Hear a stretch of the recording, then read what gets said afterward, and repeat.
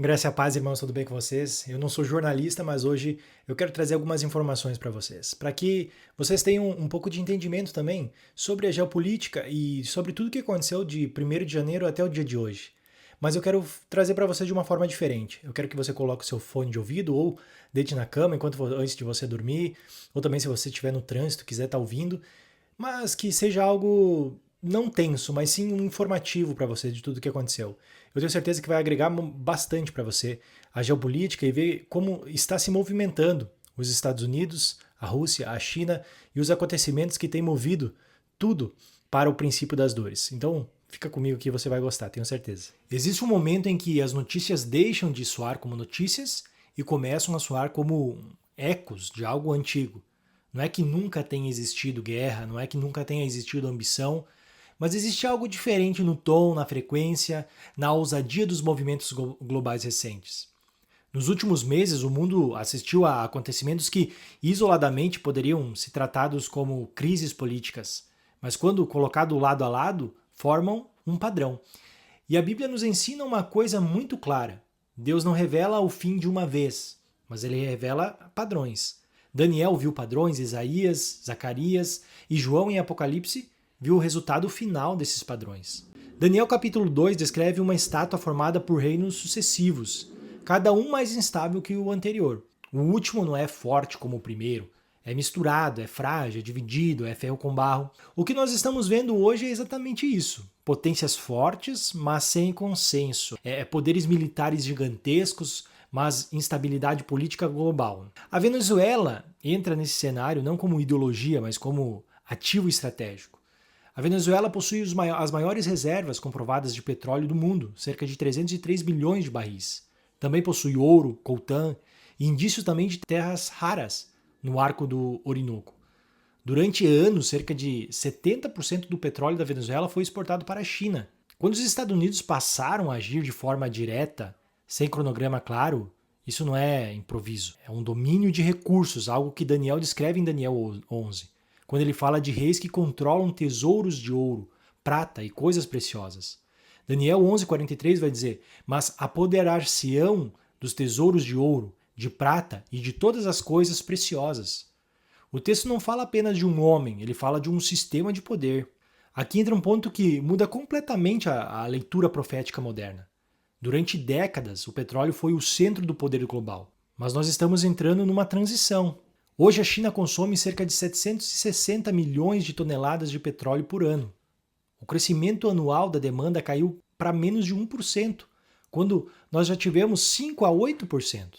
Nós temos relatório da Sinopec que indica um pico de consumo entre 2025 e 2027. Em 2025, foram vendidos 18,5 milhões de carros elétricos no mundo, sendo mais de 11 milhões na China. Isso significa uma coisa: o poder está migrando do combustível para algo tecnológico, para um controle tecnológico. Isso nos leva o cavalo preto de Apocalipse 6. Apocalipse 6, 5, 6 vai dizer: fala de balanças, escassez, controle econômico. Não é fome por falta absoluta de comida, é fome por controle, por acesso. Hoje quem controla a tecnologia controla o preço, o fluxo, a dependência. Claro que o cavalo preto também está falando de pragas e claramente sobre alimento. Por quê? Por conta da consequência do estado que vai estar o mundo. Guerra, rumores de guerra. Mas isso está conectado também com o poder que estará nas mãos de quem tiver a tecnologia. A Groenlândia, ela parece irrelevante nos dias de hoje, né? Até você olhar os dados dela. A Groenlândia pode conter até 31 bilhões de barris de petróleo. Relatórios da Dinamarca indicam que até 25% das reservas globais de terras raras ainda não foram exploradas. A China hoje, pessoal, ela processa cerca de 85% dessas terras raras do mundo. Isaías escreve reis que cobiçam terras distantes e ampliam seus domínios não apenas pela espada, mas por estratégia. Olha só Isaías 10:13. Com a força da minha mão o fiz e com a minha sabedoria. Isso é uma geopolítica pura. Terras raras não são sobre carros elétricos apenas. São sobre chips, inteligência artificial, que vai resultar na imagem da besta, mísseis, que a gente está falando dos cavalos, vigilância, a gente está falando dos olhos por todo o mundo. e o domínio econômico mundial. Quem controla isso, controla o futuro. Zacarias 12 fala de Jerusalém como um peso para todas as nações. E toda nação que tentar movê-lo se ferirá. O Irã entra aqui como uma peça muito chave. Ele é aliado da Rússia, da China, opositor direto de Israel. O Irã possui a segunda maior reserva de gás natural do mundo. Está entre os maiores produtores de petróleo. É central para qualquer conflito regional no Oriente Médio. Zacarias mostra o conflito que não começam globais, mas acabam se tornando globais. Exatamente como vemos hoje. As tensões regionais que envolvem potências mundiais por alianças é o resultado disso. Isso aqui é muito importante. O Apocalipse, ele não começa no capítulo 13. A gente vai ver primeiro conquista, depois guerra, depois colapso econômico, depois instabilidade social. Tudo isso antes do sistema final se consolidar. Jesus resume isso em Mateus 24. Vocês ouvirão falar de guerra e rumores de guerra. Rumores não são guerras declaradas, são movimentos, ameaças, reposicionamentos. É o que acontece hoje. Rússia, Ucrânia, China, Taiwan, o Oriente Médio todo, estamos falando, Estados Unidos, Venezuela, Groenlândia. Olha os movimentos. É exatamente onde nós estamos. Este vídeo não é para gerar medo, é para que a gente consiga compreender onde estamos. Porque o povo que entende o tempo, como os filhos de Zacar, sabe como agir. Nós estamos marcando, não estamos aqui marcando data, estamos reconhecendo as estações que o Senhor nos falou para ver. Olhe para os céus e veja que se aproxima. E ele chama de hipócrita aqueles que não conseguem discernir os tempos. E tudo isso indicam que estamos vivendo, ainda não é o fim, mas é o alinhamento desse cenário. A pergunta não é se o mundo vai mudar, ele já está mudando. A pergunta é: você está apenas assistindo ou está discernindo espiritualmente o momento que estamos? A Groenlândia, ela fica no epicentro do controle do Ártico. Quem controla essa região, ela pode monitorar e controlar as rotas marítimas que se abrem, estabelecer base militar avançada para a vigilância do Polo Norte, proteger a força no Atlântico Norte, no Oceano Ártico. Debaixo do solo e do gelo da Groenlândia existe o petróleo e o gás. Segundo a OS, que eu falei para vocês, a Groenlândia pode conter esses 31 bilhões. E a significativa quantidade de gás natural que ali está, com certeza quem tiver domínio tem poder. Esses números são comparáveis a reservas gigantescas em outras partes do mundo. Dados geológicos oficiais indicam que a Groenlândia pode abrigar terras raras, como eu acabei, o níquel, o cobalto e outros minerais essenciais, minerais usados em baterias, eletrônicos de defesa. Enfim, todo esse sistema de chips e computador, carros elétricos, sistema de armas guiados, supercondutores. Só que hoje quem domina tudo isso é a China. E grande parte dessa produção está sobre os braços da China.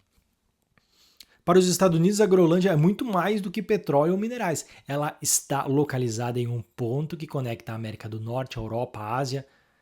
As bases militares próximas podem detectar mísseis em aproximação, monitorar movimentos militares russos, proteger o poder aéreo-naval no Atlântico Norte. Após a Guerra Fria, o Ártico ficou menos central, mas com o ressurgimento da Rússia como potência militar no norte, o Ártico voltou a ser crucial e importantíssimo. Até terras raras a gente precisa entender que não são petróleo, mas é o que? A inteligência artificial. O mercado que vai dominar o mundo está nas mãos e do ladinho, digamos assim, dos Estados Unidos. Porém, olha para todo esse cenário. A Organização do Tratado do Atlântico Norte, a OTAN, foi criada em 1949 como um pacto de defesa mútua entre os Estados Unidos, a Europa e o Canadá. A lógica era muito simples. Um ataque a um desses é um ataque a todos. Mas nos últimos anos, especialmente na atual administração americana, surgiram publicamente comentários e posturas que surgem um desacréscimo na confiança nas alianças que eles tinham tradicionais, críticas ao compromisso dos aliados, como gastos militares, e pressões sobre aliados europeus para pagar mais. E isso não significa desintegração imediata da OTAN, mas mina a coesão interna. E isso altera a percepção de segurança da própria Europa. Um exemplo claro dessa tensão é a discussão agora pública sobre a Groenlândia.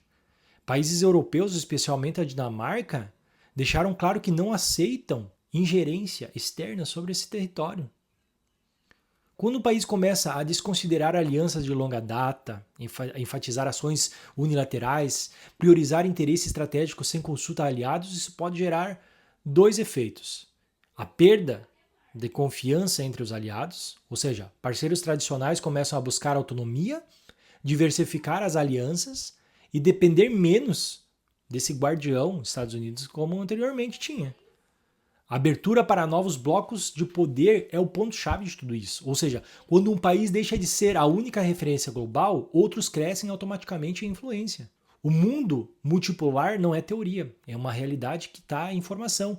E aqui estão os pilares dessa nova ordem: a China, o novo centro tecnológico comercial, o maior parceiro comercial da maioria dos países em desenvolvimento. Ela é uma liderança em infraestrutura global, controle dominante sobre terras raras e também processamentos tecnológicos, crescimento econômico resiliente mesmo em crise global. E se conquistar Taiwan, a gente está falando de uma potência multiplicada.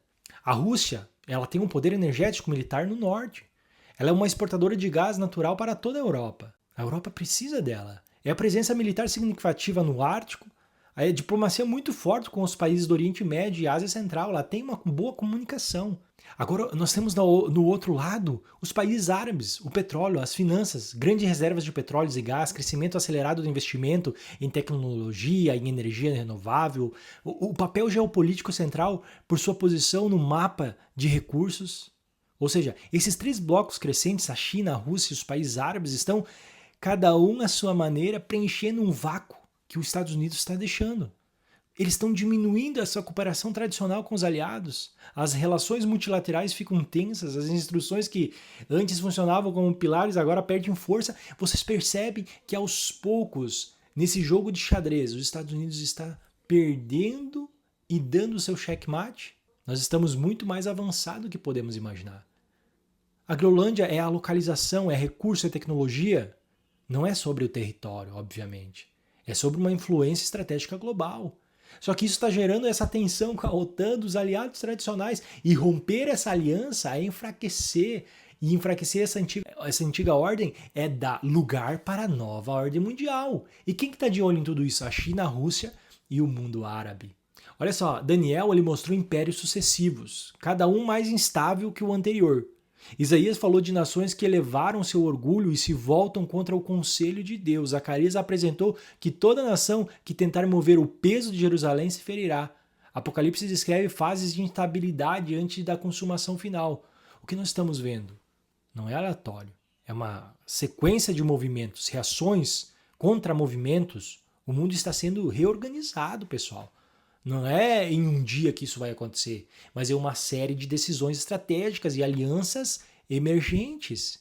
E isso sim é um sinal profético de que os tempos estão mudando.